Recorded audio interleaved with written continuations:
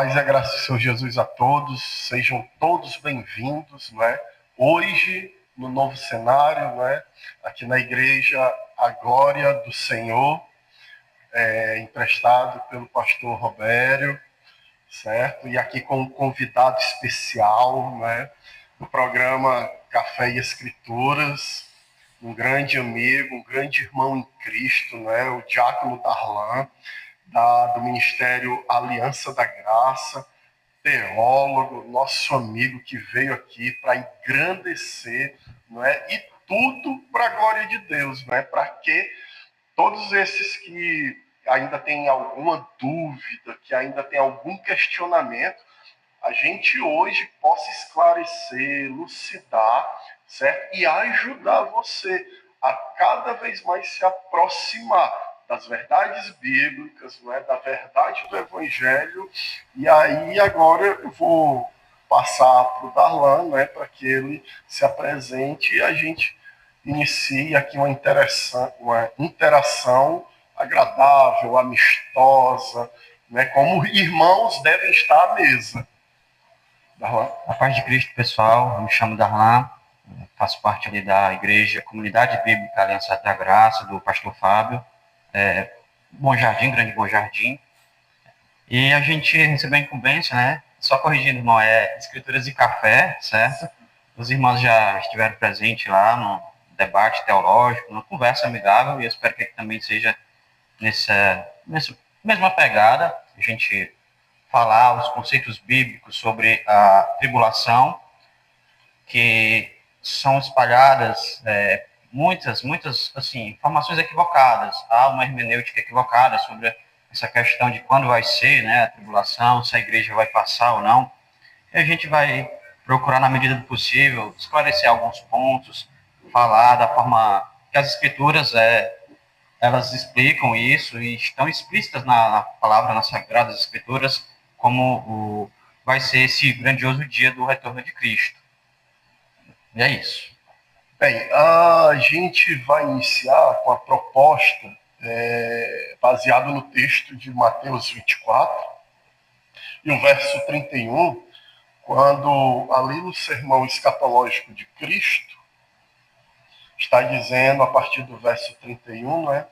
Porque haverá então grande tribulação, como nunca houve desde o princípio do mundo até agora, nem jamais haverá.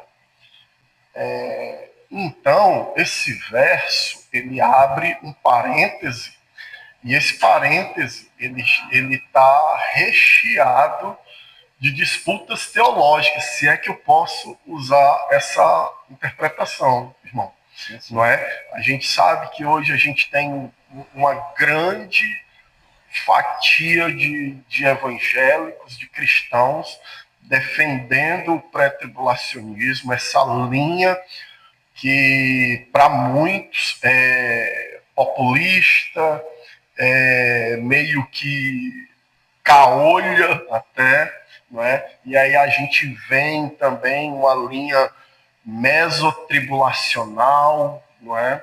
Que também tem uma fatia acentuada, boa, não é? E por fim a gente tem os pós-tribulacionistas, que é uma linha que por mais alicerçada, mais aceita, não é? A gente é uma linha que é seguida desde os pais da igreja, do colégio apostólico, e aí eu acho que é essa linha que você vai dissertar hoje, não é? Vai defender.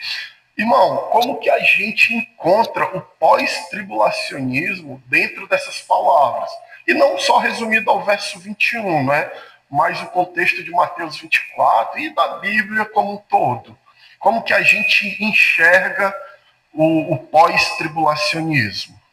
Bom, como o irmão mesmo falou, é uma doutrina, um ensino que faz parte da historicidade da igreja. Ali os pais da igreja, os reformadores, né, os avivalistas e os teólogos, durante boa parte da história dos 2000 anos da igreja, eles são pós-tribulacionistas. a questão do sermão escatológico de Jesus, a gente vê Mateus 24, Lucas 21, Marcos 23, 13, são explicações do próprio Cristo, mas a gente vê também passagens em que Pedro, o apóstolo Paulo, principalmente João e Apocalipse, tratam dessa temática.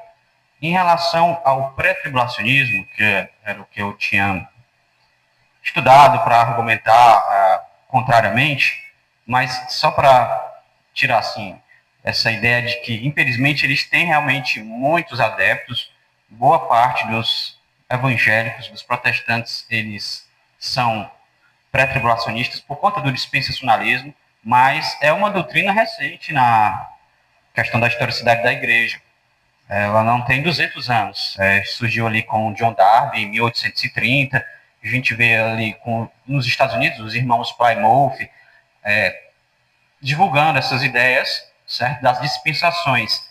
Eu recomendo que quem tenha dúvidas sobre essa questão vá atrás de pesquisar também as visões de Margaret MacDonald, e ela que influenciou Darby, e posteriormente um teólogo chamado Scofield, ele escreveu, redigiu uma Bíblia cheia de comentários que tratavam dessa temática, certo? O pré-tribulacionismo. Então, essa Bíblia de 1907, 1908, é bem recente, mas ela só, assim, se espalhou, se engrandeceu aqui no Brasil justamente porque foi a primeira Bíblia de estudo, então, em português, a primeira Bíblia de estudo em português, por isso que o dispensacionalismo, o pré-tribulacionismo tem muitos adeptos.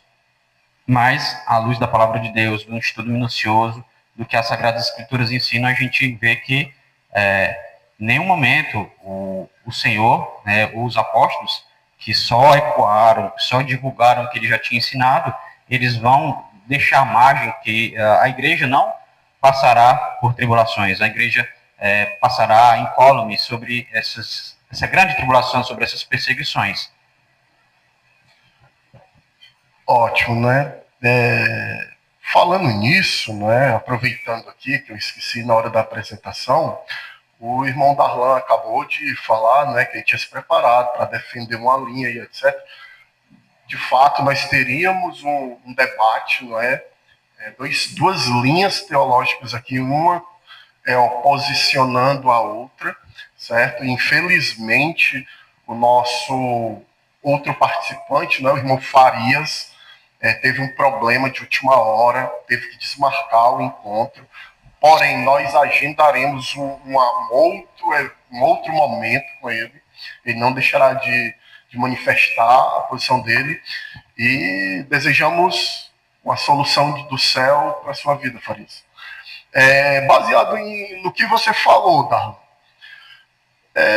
se a gente for para Apocalipse 3:10, não é um texto bem usado pelos pré-tribulacionistas, aonde eles vão citar o verso 10, que diz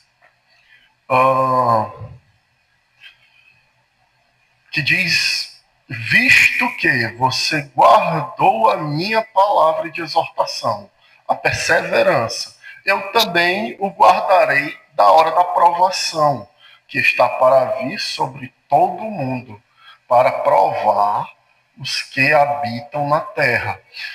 E aí, Darlan, a gente sabe, assim, que o lexo grego, não é? Alguns lexos gregos, ele transcreveram a palavra tribulação, eles trocam por provação.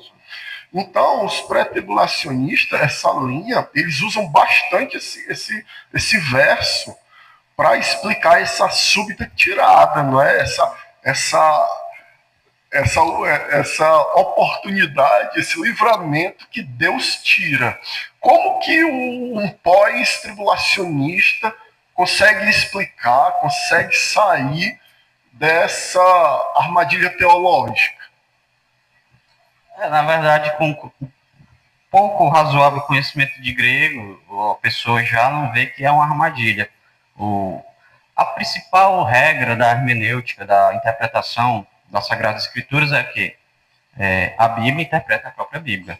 E e eu que tenho um pouco de conhecimento em questão de crítica textual, a regra é o quê? As passagens mais claras, elas vão trazer solução, vão ajudar a entender as passagens mais obscuras, e não o contrário. Então, muitos, defendendo o pré-tribulacionismo, trazendo essa passagem um pouco obscura, querem trazer solução para o pensamento, ou base para o seu pensamento, unicamente nesse versículo, certo? Apocalipse 3:10. Mas se a gente vê o que o Senhor Jesus falou em João, Evangelho de João, se não me engano, 14 ou 17, ele fala, ele, orando, ele roga ao Senhor, ao seu Pai, que não os tire do mundo, falando para haja proteção, livramento dos discípulos, né? Não os tire do mundo, mas livre-os do mal. Que é o livrar, o guardar, o proteger, o sustentar, o manter, né? É a mesma palavra aqui em Apocalipse 3:10. Se a gente vê esses dois verbos que eu, se não me falha a memória, é tereios, terezo, eu não sou muito bom no grego, irmão, mas vou procurar melhorar, mas o Senhor está falando que o Apocalipse é uma revelação do Senhor Jesus, o próprio Senhor Jesus fala, visto que você guardou a minha palavra de exortação, né, ou de perseverança, ou de paciência, eu também os guardarei.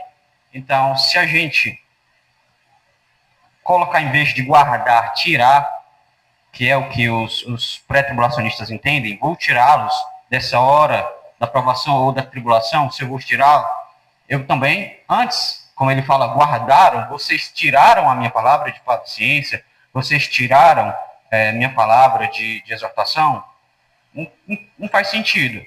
São dois guardar, certo? Da mesma forma que o guardar lá, quando o Senhor Jesus fala em João, livrar, ou sustentar, ou proteger, os discípulos, a gente sabe pela história da igreja que a maioria foi martirizada, à exceção de João, se não me engano, todos ali sofreram degolas, ou foram queimados, crucificados, as piores mortes. Então, eles não foram guardados, eles não foram sustentados até o último momento, o último fôlego, claro que foram, mas eles passaram por aquelas dores, perseguições, da mesma forma. Se a igreja, e essa é uma igreja, é uma carta a uma igreja, na verdade, é Filadélfia, mas a gente não pode subscrever ou delimitar para Filadélfia, mas é para a gente também. Mas os mesmos que guardaram, que mantiveram em seus corações a palavra, eles vão ser não guardados, mas de outra forma livrados, mesmo passando por essas perseguições, mesmo no momento da hora da provação. Não é deixar de passar por elas, é nelas, na tempestade, no deserto, na dificuldade, vão estar sendo guardados e o Senhor vai estar com eles, que é o mais importante. Então, essa é a melhor forma de interpretar essa passagem. Muito bom. Continuando batendo na mesma tecla do capítulo 3 do Apocalipse, uma das bases da literatura pré-tribulacional é que uma das defesas para esse arrebatamento, né, essa tirada da igreja, é que aqui é a última vez que a Bíblia cita a palavra eclésia, né, a igreja. E aí ela só volta a ser pronunciada no 19, quando o Senhor está falando que a sua noiva, né, sua esposa, na verdade, porque não existe a palavra noiva no grego, a sua esposa está sendo preparada, adornada e etc. E aí, esse vácuo que a igreja deixa em todos esses capítulos, do 3 até o 19, eles vão interpretar como um banquete, não é? O banquete que ainda dão até o título do banquete, né? O banquete do Cordeiro. Aonde a gente tem base para afirmar isso? Da onde que se tirou isso? Porque assim, a gente lê Apocalipse, E a gente vê de tudo, não é? A gente vê revelações de demônios que vão ser libertos, a gente vê tronos, a gente vê as igrejas, a gente vê os sinais em trombetas, em selos, em taças, mas eu não consigo enxergar esse banquete. O que um pós-tribulacionista consegue refutar esse pensamento? Como existe uma base bíblica para isso? E se não existe, tem uma base bíblica para refutar esse pensamento? Bom, quando se trata de escatologia, e na leitura do livro de Apocalipse, como o irmão mesmo falou, cheio de simbolismo, de sinais, né, de muita simbologia, a gente não pode ser dogmático demais, não literal demais. Muitas coisas são espirituais, muitas coisas acontecem de forma tratada de uma forma analógica, querendo simbolizar outra coisa. Mas na questão da tribulação, a igreja sofrendo, e a gente vê isso em várias passagens, é uma marca do cristão em si, ele sofrer perseguição. Nas bem-aventuranças, o Senhor fala, né, em Mateus 5, 6 e 7, felizes ou bem-aventurados, né, aqueles que foram perseguidos pelo meu nome. Então, o crente... Ele afirma que seriam perseguidos pelo nome dele. É uma característica inerente a todo cristão, de alguma forma, ou uma perseguição velada, ou alguma próprio trabalho, ou entre amigos, né, ele vai perder amizades, vai perder alguma outra coisa, justamente por confessar o serviço, a sua entrega ao Senhor Jesus. Os próprios apóstolos ali, acho que em Atos 14, 22, eles vão ressaltar isso, né, que é uma marca, principalmente na igreja primitiva, e deveria ser uma marca atualmente, né, ser contrário, né, nadar contra a corrente. Mas essa questão da igreja em si, em algumas partes de Apocalipse, não tratar na eclésia o nome igreja, a gente vê, há uma pausa sim, realmente há essa pausa. Mas a gente vê que também, na revelação de Jesus a João, muitas vezes são mencionados santos, que é a mesma coisa que igreja, né? A junção de judeus e gentios que creem em Jesus Cristo. Santos e igreja são similares, ou o corpo de Cristo, ou a noiva. Se ele substituiu por alguma opção, não quer dizer que a igreja não está nesse meio termo entre o 3 e o 19, nessas passagens. Mas se a gente for realmente, a igreja não vai passar a esse ato, né, é só os judeus aqui na terra. Então, muitas das cartas de Paulo, se não me engano, 3 ou 4 das cartas dele, ele não fala igreja, ele dá outros nomes. Então, ele não estava enviando aquelas cartas para a igreja nenhuma, cartas como Filipenses, Colossenses.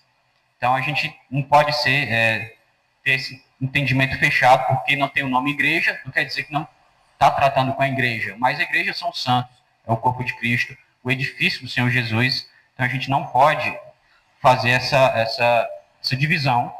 E falando em divisão, uma das principais equívocos, principais erros dos dispensacionalistas, aqueles que veem a questão da pré-tribulação como um ponto forte na sua escatologia, na sua dogmática, é a separação entre Israel e igreja, em que em nenhum momento Deus dá a margem, certo, a isso. E eu vou explicar um pouco essa questão da tribulação na visão pré-tribulacionista, porque quando o Senhor vem, arrebata o seu povo, a sua igreja, e ficam aqui durante 7 anos o Israel, a nação de Israel natural, para governar. E a gente vê que há uma acepção justamente que o Senhor condena. A gente vê nas cartas de Paulo, a gente vê nos evangelhos o Senhor Jesus trazendo essa questão da inserção dos gentios ao povo judeu. Não uma separação, mas uma união. Dos dois povos ele fez um, não uma divisão Isso é um sectarismo, certo? A igreja vai se livrar, é uma visão escapista também. A igreja vai se livrar da tribulação, vai ficar aqui os judeus, né? Então, a gente vai entender que o Senhor Deus, o soberano, a gente entende a igreja como noiva, então ele vai ter duas noivas, uma lá nas bodas, como o irmão falou, no banquete, nas bodas, e outra aqui, né? São dois povos, e o Senhor Jesus veio, né? A sua obra na cruz foi trazer essa união, a reconciliação. Então, a gente não pode fazer essa separação que os pré-tribulacionistas fazem, e uma visão escapista, né, de poupar os escolhidos, enquanto a gente vê exemplos que a Bíblia se traz de que em todo momento haverão perseguições, de alguma forma a igreja vai ser perseguida e naqueles eventos finais realmente vai piorar, como a gente vê em Mateus 24, o irmão estava tratando dessa passagem. Se você quer entender como vai ser, né, os eventos finais, leia Mateus 24, leia Lucas 21, leia também 1 Tessalonicenses, 2 Tessalonicenses, ali vai trazer um breve resumo como vai ser o retorno de Cristo. Se eu puder ler aqui umas passagens em 1 Tessalonicenses, que vai explicar e são base, né, do pós-tribulacionismo, certo? A gente entende ali uma sequência única de 1 Tessalonicenses, do 15 até o 4:15, até o verso 3 de capítulo 5. Dizemos a vocês, pela palavra do Senhor, que nós, os que estivermos vivos, os que ficarmos até a vinda do Senhor, certamente não precederemos os que dormem. Pois dada a ordem, com a voz do arcanjo e o ressoar da trombeta de Deus, o próprio Senhor descerá dos céus, e os mortos em Cristo ressuscitarão primeiro. Depois, nós, os que estivermos vivos, seremos arrebatados, com eles nas nuvens, para o encontro com o Senhor nos ares. E assim estaremos com o Senhor para sempre. Consolem-se uns aos outros. Depois tem o capítulo 5, mas a gente vê a questão desse arrebatamento, que é uma coisa única com a volta de Cristo. Não em duas vindas, né? Uma dupla etapa das vindas, dupla ressurreição, né? Ou também a questão da segunda chance. Os pré-tribulacionistas entendem que haverá uma segunda chance. Então, eu ia entrar nesse texto de 1 Tessalonicenses, né? Então, eu vou fazer em dose dupla aqui. Então, você está querendo dizer que essa separação que os dispensacionalistas tanto propagam entre Israel e a igreja, sendo dois organismos diferentes, você está derrubando esse muro, você está dizendo que no pós-tribulacionismo isso não existe. E esse texto tão rico para eles, de 1 Tessalonicenses, quando ao soar da trombeta e a voz do arcanjo, não é ali que eles serão arrebatados, levados, guardados, libertos dessa grande tribulação que irá assolar o mundo e que o irmão bem acabou de dizer, não é? Assolará de forma que nunca houve e nem haverá. Como que é isso? Bom, irmão, tratando dessa passagem, quando fala em arrebatados, seremos arrebatados, só queria deixar uma curiosidade, mas também uma explicação. No livro de Apocalipse, arrebatamento, arrebatar e anticristo, né, essas duas palavras, a palavra arrebatar, flipsus, que é o grego, e anticristo, elas não existem, certo?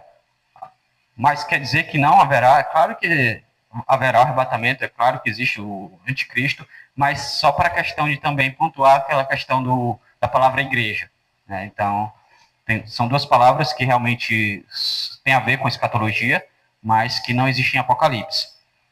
Então, voltando à questão do que os pré-tribulacionistas entendem aqui, eles extraem, sim, fundamentos, certo? Para a sua visão, sua interpretação, mas o que eu gosto dos reformadores, principalmente de Lutero, é que eles, trazendo a Bíblia na língua nativa dos povos, eles ensinaram isso, o livre exame, não a livre interpretação. Você tem a possibilidade de ler e estudar em casa, mas não interpretar da forma pessoal, subjetiva que você quiser. Então, a gente tem que ter muito cuidado. Mas, irmão, deixa eu atrapalhar um pouco o teu raciocínio. Mas essa não é uma visão católica? Sim, os católicos, eles condenam Lutero por dizer que Lutero veio para trazer uma livre interpretação. Mas, no que na verdade ele veio foi para trazer, ensinar o livre exame.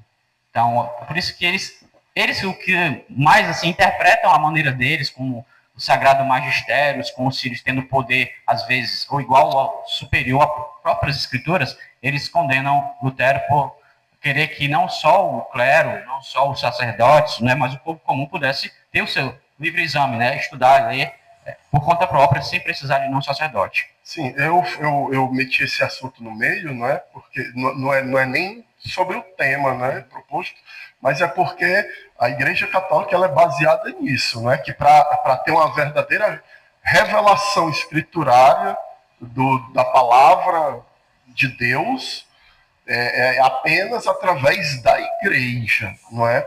E aí quando você fala que baseado na reforma, não é? Principalmente na pessoa de Lutero, é o livre exame e não a interpretação de maneira desorganizada, vamos dizer assim, não se aproxima muito, não é, os pensamentos, mas não é a mesma coisa, é isso? É diferente, é diferente. Você ter por isso que existem nos cursos, nos seminários, cadeiras de hermenêutica, de crítica textual, para que a gente possa, através daquelas diversas regras, são muitas regras, normas para como você interpretar, e a primeira delas, como eu disse, é ter a própria Bíblia como base, não interpretar ao seu bel prazer, né, de qualquer forma, mas a gente, principalmente, quem tem a possibilidade, ver a língua original, tentar, se há alguma confusão no entendimento, procurar ou algum pastor conhecido, né, que conheça do grego, ou se for no Antigo Testamento do hebraico, para explicar cada passagem.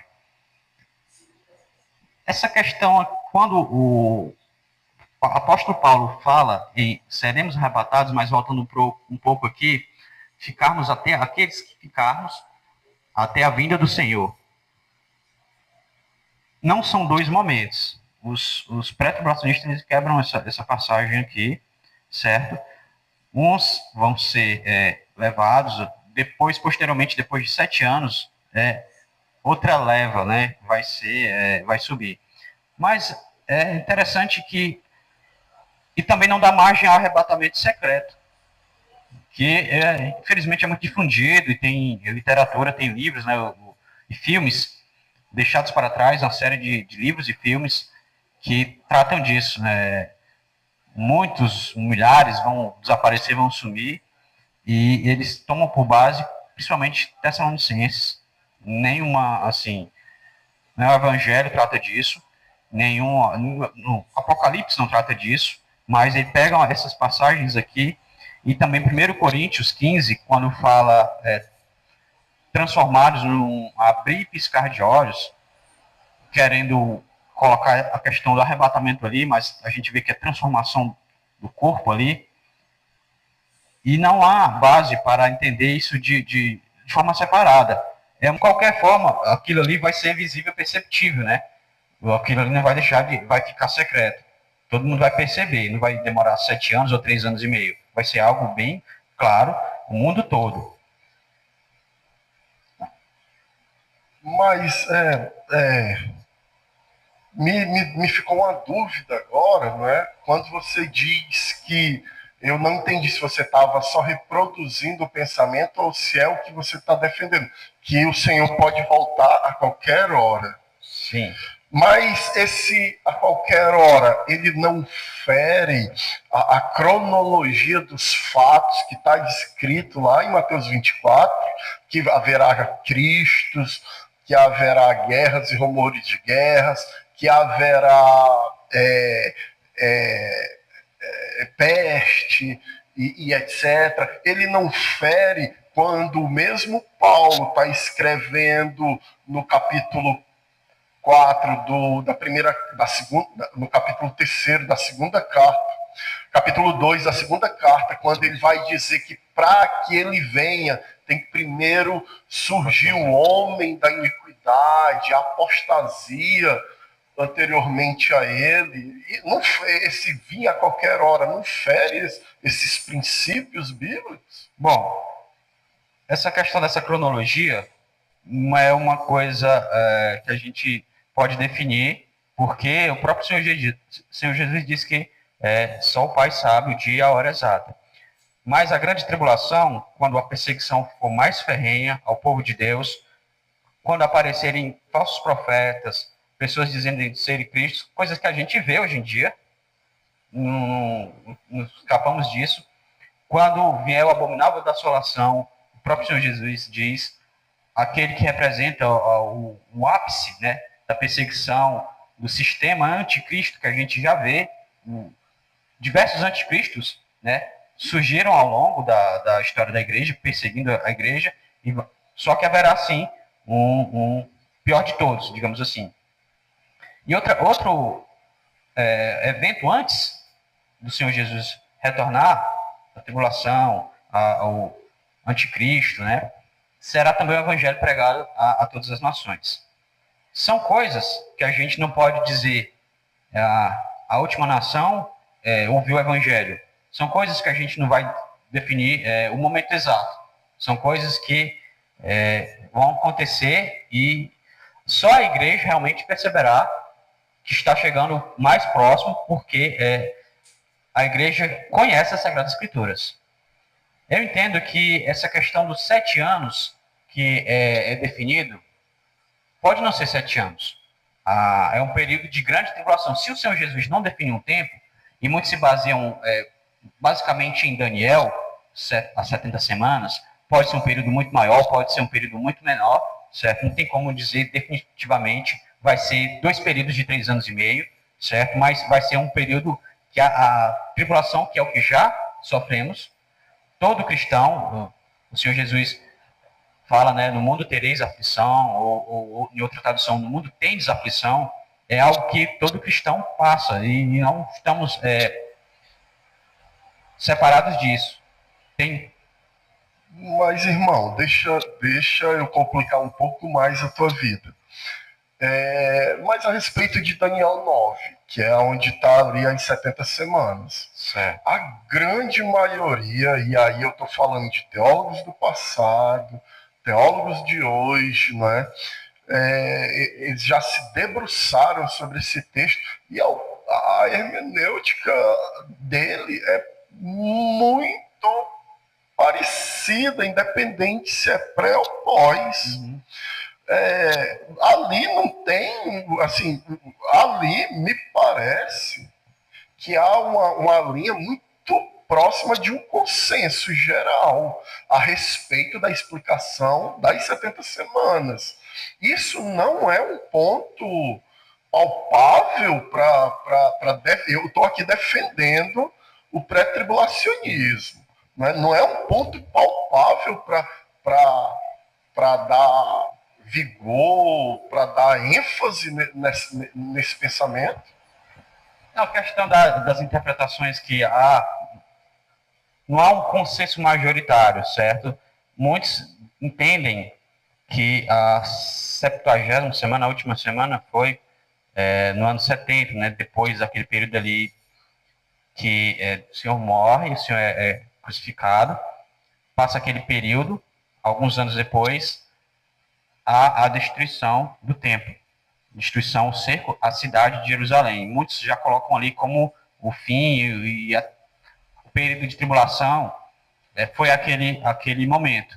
Por isso que não advogo, não defendo nem a visão escapista, nem a visão preterista, de que já acabou a tribulação. A grande tribulação aqui de Mateus 24 só foi até o ano 70. Tudo aqui pode sim, e eu creio que é o que vai acontecer novamente, mas não podemos delimitar como muitos interpretam que esse período de 7 anos, 3 anos e meio, com a divisão, 2 etapas, que a há pensamentos que defendem assim, há pensamentos que não. Então, não posso ter a certeza, à luz das Sagradas Escrituras, de que realmente isso, e também isso seria um contrassenso, certo? Porque se realmente for essa visão pré-tribulacionista, o Senhor vem, leva a igreja, né? A igreja e deixa os judeus. Então, qualquer pessoa vai só esperar 7 anos, vai contar no relógio 7 anos, tal data, ele volta. Tal data, o Senhor Jesus retorna. Então, eu acho que é um contrassenso, justamente porque não se sabe o dia nem a hora. Se você dizer que em 7 anos ele retorna, então você tem a data definida de quando ele vai vir nessa segunda vinda, né, a segunda etapa da segunda vinda. Então, é um contrassenso entender essa questão, delimitar em 7 anos esse período. Você desmentiu o Senhor Jesus, que disse que ninguém vai saber o dia nem a hora que ele retorna.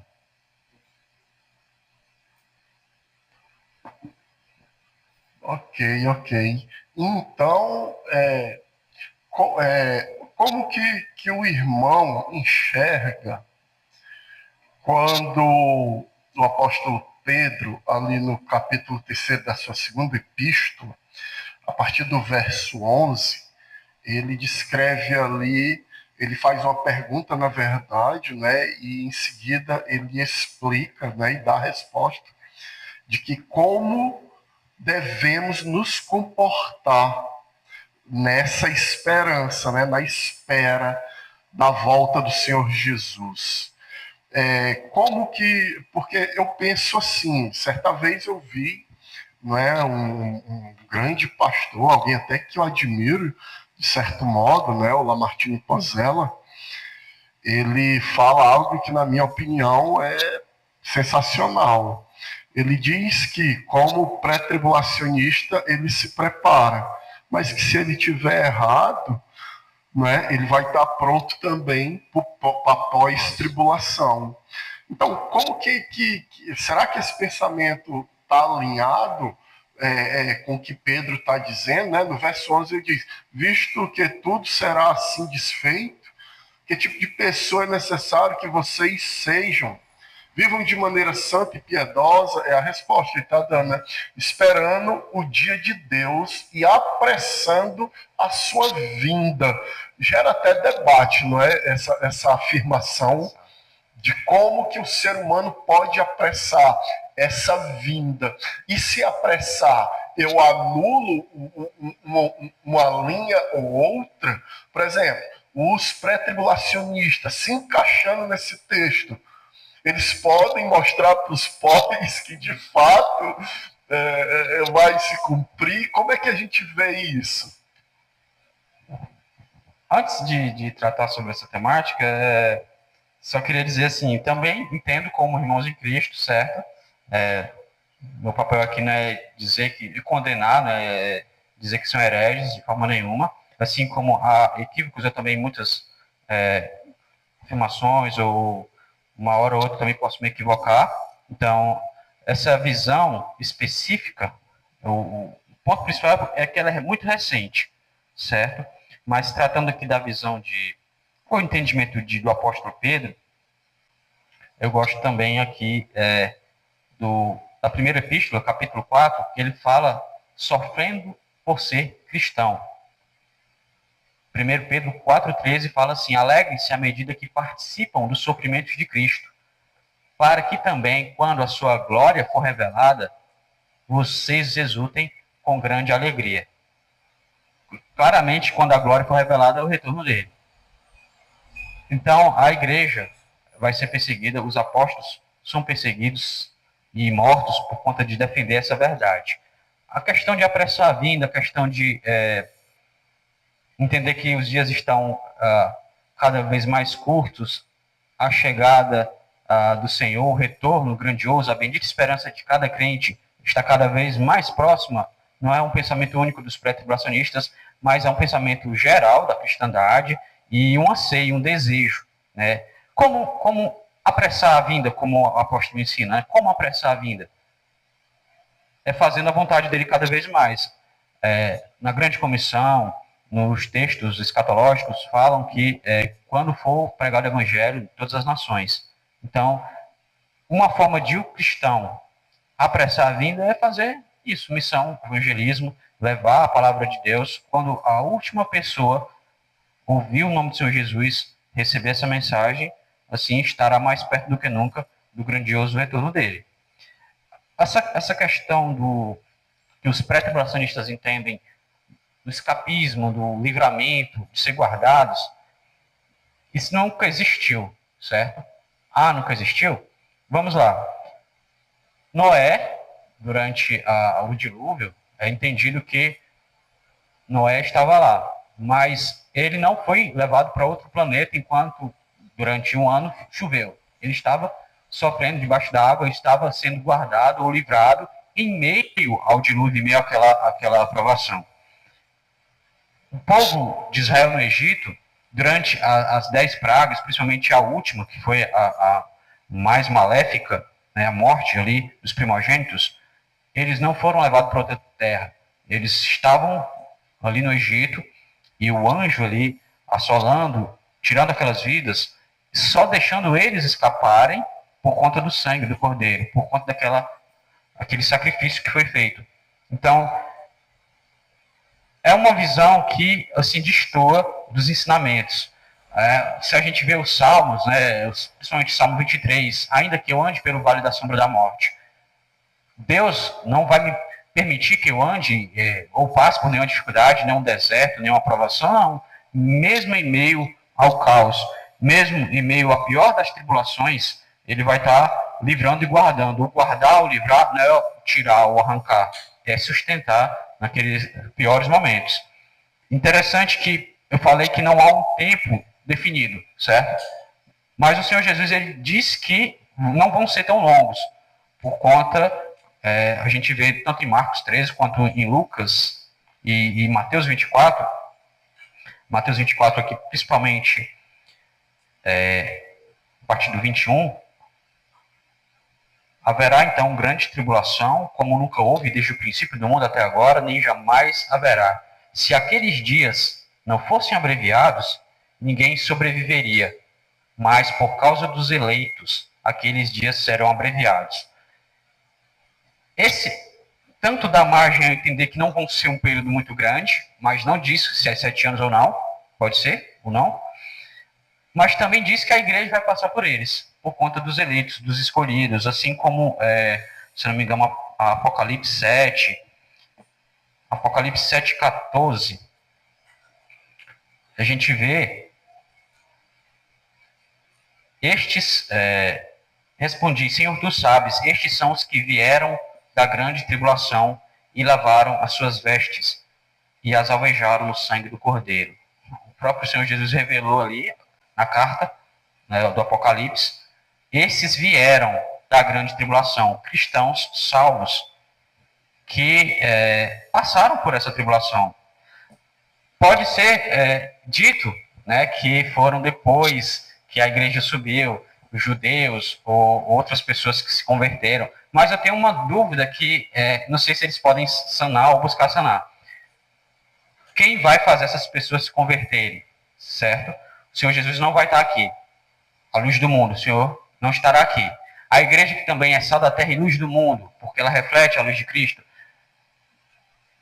O Espírito Santo que convence o homem, também, segundo a visão tribulacionista, também vai ser retirado. Exatamente, como as pessoas vão se converter, como vão ser salvas, como ouvirão, se não há quem pregue, como vão crer, se não há mensagem, se não há pessoas para tratar dessa mensagem. Então é uma coisa que me põe um pouco atrás da orelha, que por isso que eu considero, não vou dizer que é a visão perfeita, por isso que eu considero o pós-tribulacionismo mais coerente, mais bíblico do que o pré-tribulacionista. Se realmente eu sou pós-tribulacionista, mas se o pré-tribulacionismo for verdade, glória a Deus, a gente escapa, a gente não passa por esse perrengue, mas não é o que a Bíblia ensina, infelizmente. Aí, irmão, para tentar fechar ao máximo, né, essas arestas que ficam, porque elas ficam de fato, por isso que a gente não pode dizer eu estou certo, né? Nem para o pós, nem para o pré, nem para o meso. A visão pós-tribulacional, ela vê Mateus 24. Eu sei que guerra sempre houve, mas com tanta intensidade que está tendo hoje, e aí a gente vê a proliferação de vírus, de doenças, a cada instante a medicina está tendo que se requalificar, porque são infecções, são vírus novos. A gente vê o clima maluco, né? Aqui em Fortaleza, aqui, para quem não sabe, 16, 12 graus é frio, é congelante. Né? E aí a gente vê o tempo dessa forma, a hora faz sol, no mesmo dia cai chuva, e aí a gente vê essas manifestações climáticas. A gente liga um WhatsApp desse, um YouTube, bota na TV, a gente fica vendo tempestades solares, né, fora do globo,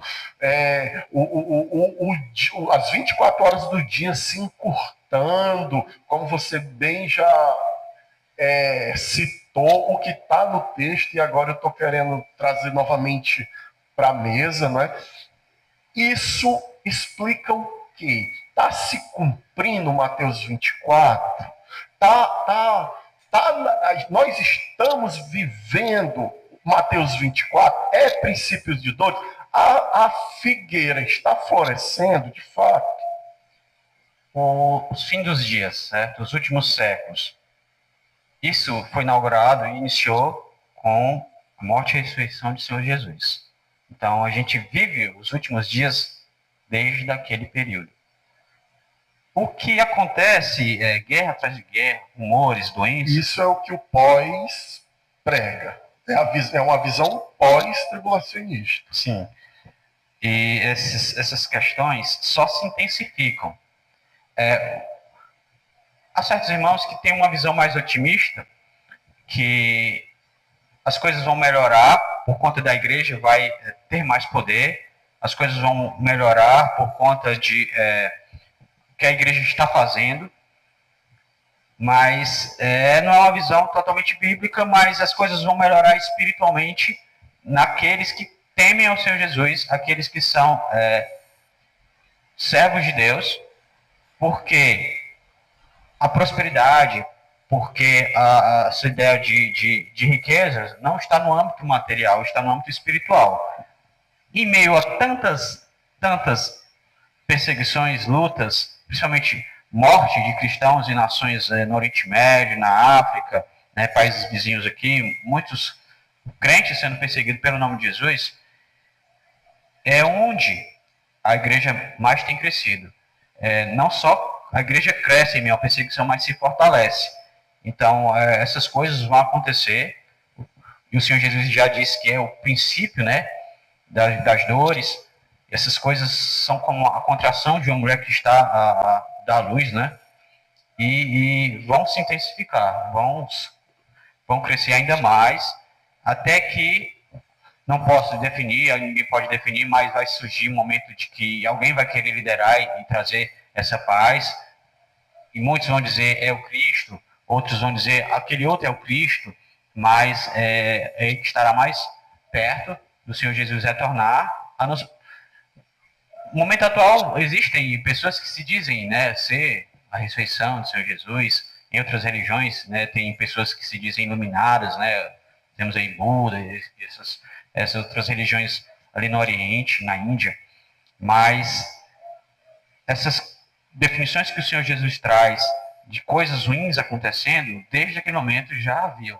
Então, só se intensificam, e o nome do Senhor Jesus não parou até o momento de ser pregado.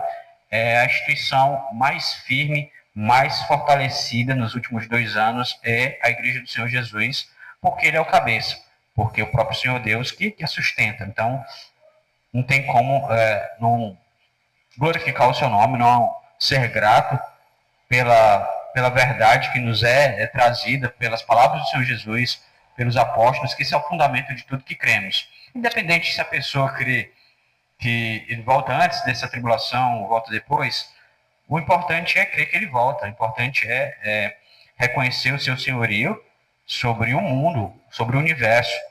e que aquele que é dono de tudo, né, ele vai retornar para pôr a casa em ordem, e é isso que todo cristão deve ansiar com sua maior força.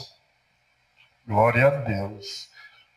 Bem, a gente vai chegando ao fim, não é, desse bate-papo.